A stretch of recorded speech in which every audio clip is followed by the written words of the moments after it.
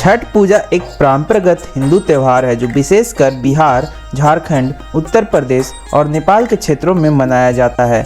यह त्योहार सूर्य देवता और छठी मैया की पूजा के रूप में जाना जाता है और इसे कार्तिक मास की षष्ठी तिथि को मनाया जाता है, जिसे छठी कहा जाता है। छठी मैया विशेष रूप से शक्ति के रूप में पूजी जाती है और इस पूजा का मुख्य उद्देश्य सूर्य देवता और छठी मैया की कृपा को प्राप्त करना है। यह पूजा प्रायः गंगा घाटों पर होती है, जहाँ भक्तगण सूर्योदय और सूर्यास्त के समय उगते और अस्त होते सूर्य देवता की पूजा करते हैं। छठ पूजा का आयोजन समुद्र तट, झीलों और नदी किनारों पर भी किया जाता है। धर्म शास्त्रों के अनुसार 4 दिनों तक चलने वाले इस महापर्व को छठ पूजा, छठी मैया पूजा, डाला पूजा, सूर्य षष्ठी पूजा और छठ पर्व के नामों से भी जाना जाता है। मुख्य रूप से यह पर्व सूर्य देव की उपासना के लिए मनाया जाता है ताकि परिवारजनों को उनका आशीर्वाद प्राप्त हो सके। इसके अलावा संतान के सुखद भविष्य के लिए भी इस व्रत को रखा जाता है। कहते हैं छठ पर्व का व्रत रखने से निसंतानों को भी संतान की प्राप्ति हो जाती है। इसके अतिरिक्त मनोकामनाओं की पूर्ति के लिए भी छठ मैया का व्रत रखा जाता है। यह महापर्व 4 दिनों का होता है, जिसे नहाय खाए, लोहंडा या खरना भी कहते हैं, संध्या अर्घ और उषा अर्घ के रूप में मनाया जाता है। नहाय खाए, छठ पर्व के पहले दिन को नहाय खाए कहा जाता है। इस दिन घर की साफ सफाई करके छठ व्रती स्नान कर पवित्र तरीके से शाकाहारी भोजन ग्रहण कर छठ व्रत की शुरुआत करते हैं। इस दिन को कद्दू भात भी कहा जाता है। इस दिन व्रत के दौरान चावल, चने की दाल और कद्दू की सब्जी को बड़े नियम धर्म से बनाकर प्रसाद के रूप में खाया जाता है। लोहंडा या खरना, छठ पूजा के दूसरे दिन को खरना या लोहंडा के नाम से भी जाना जाता है। छठ व्रती दिन भर उपवास करने के बाद शाम को भोजन करते हैं, जिसे खरना कहते हैं। खरना का प्रसाद चावल को गन्ने के रस में बनाकर या चावल को दूध में बनाकर और चावल का पिट्ठा और चुपड़ी रोटी बनाई जाती है। शाम के समय पूजा पाठ करने के बाद पहले छठ व्रती यह प्रसाद खाते हैं, उसके बाद घर के अन्य सदस्यों को प्रसाद के रूप में वही भोजन मिलता है। पहला अर्घ, तीसरे दिन भर घर में चहल पहल का माहौल रहता है। व्रत रखने वाले दिन भर डालियां और सूप में नाना प्रकार के फल, ठेकुआ, लड़ुआ यानी चावल का लड्डू, चीनी का साचा इत्यादि को लेकर शाम को बहते हुए पानी, तालाब, नहर इत्यादि पर जाकर पानी में खड़े होकर सूर्य की पूजा करते हुए पूरे परिवार